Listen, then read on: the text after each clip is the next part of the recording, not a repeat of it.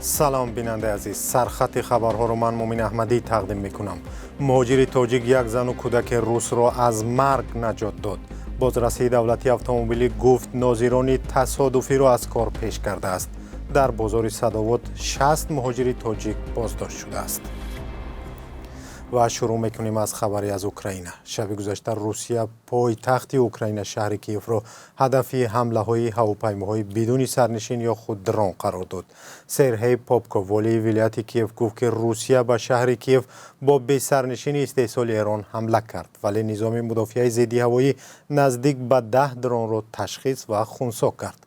صبح روز 3 آگوست مسئولان اوکراینی ابراز داشتند که طبق اطلاع پیشکی هیچ تلفات در پی نداشتند.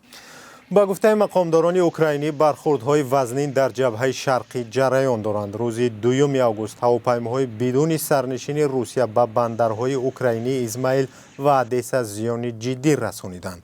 وزیر اینفراستراکچور اوکراین الکساندر کوبراکوف گفت که در این حمله 40,000 تن گندم در انبار و الیواتور بندر ازمایل که میبایست از آنجا به چین و اسرائیل گندم صادر شود به کامی آتش رفت. معاون وزیر مدافع اوکراین هانا مالیر گفت که در سمت بخموت و دونتسک نیروهای اوکراینی تدریجاً پیشرفت کردند. بازرسی دولتی اتومبیلی تاجیکستان اعلام کرده است که ناظران تصادفی را از صف نهاد پیش کردند. رستم میرزامرادزاده سردار تازه تعیین ریاست وزارت دولتی اتومبیلی تاجیکستان در صحبت با نشریه پارلمانی صدای مردم گفته است که در صف کارمندان این نهاد افراد تصادفی زیاده پیدا کردند. او از گفتن آمار افراد تصادفی خودداری کرده است، ولی گفته است آنها از کار رانده خواهند شد. پیشتر بازرسی دولتی اتومبیلی اعلام کرد که کارمندانش را با سپارش امامعلی رحمان پرزیدنت تاجیکستان میسنجند و افراد نالایق را از کار پیش میکنند. تصمیم سنجش پس از آن گرفته شد که در 3 ماه اخیر چند صدمه مرگاور نقلیاتی با اشتراک کارمندان بازرسی دولتی اتومبیلی ثبت شد و در عموم صدمه‌های راه در تاجیکستان افزایش یافت. اکثر رانندگان ناظران راه را برای پاره‌گیری و نادیده گرفتن قانونشکنی‌ها در راه تنقید میکنند. روزی در تاجیکستان 1 نفر در صدمه‌های راه کشته و تا 3 نفر مجروح می شود که این بلندترین آمار در میان کشورهای سابق شوروی است. روز 21 ایول مایور بازرسی دولتی اتومبیلی رستم ناظم‌زاده با ماشینش در شهر کلاب یک پیرمرد 83 ساله را پخش کرده کشت. بازرسی دولتی اتومبیلی بعداً گفت که 3 روز پیش از حادثه او را در پی سنجش از کار پیش کرده بودند. ای هموطنی عزیزتر از جان، ای یوسف امروزین کنعان، بیرون ز وطن چی حال داری؟ بیا و از روزگارت ما را آشنا کن.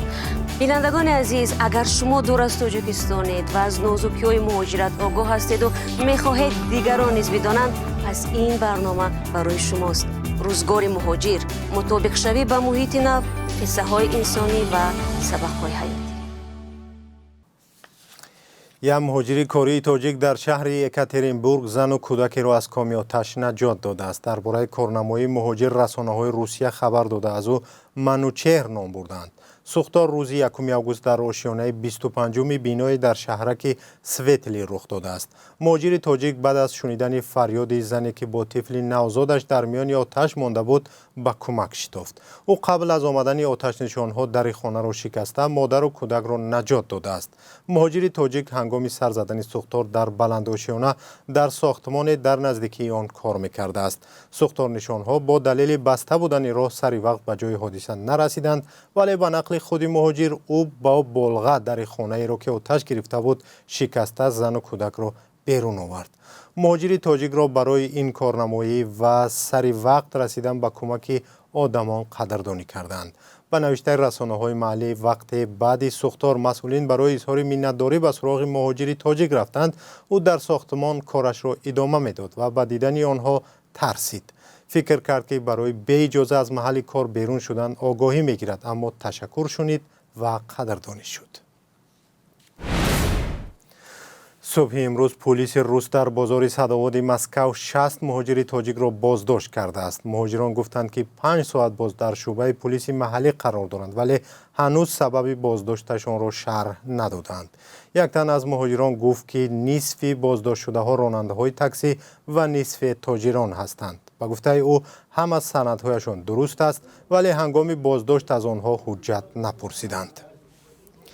مقامات روسیه و سفارت تاجیکستان در این کشور هنوز این موضوع را شرح نداده است. در چند ماه اخیر بازداشت و اذیت مهاجران تاجیک در روسیه افزایش یافته است. مقامات روسیه این را یک سنجش معمولی عنوان می‌کنند ولی مهاجران می‌گویند بیشتر فشار سر مهاجران تاجیک است و پلیس روس با آنها بدرفتاری می‌کند. روسیه مکان کاری حدود 1 میلیون مهاجر از تاجیکستان است. دو شهروند تاجیکستان که از زندان قرقیزستان بعد دوشنبه استرداد شده بودند از محبس رها گشتند. عبدالرزاق عبدالقهارов و اسکر یونوسف 2 سال پیش در پی یک مناقشه مسلحانه مرزی در قرقیزستان بازداشت شده بودند. دیرتر آنها را برای ادامه ادای جزا به تاجیکستان سپردند و در زندان ناحیه یاوان نگهداری می‌شدند.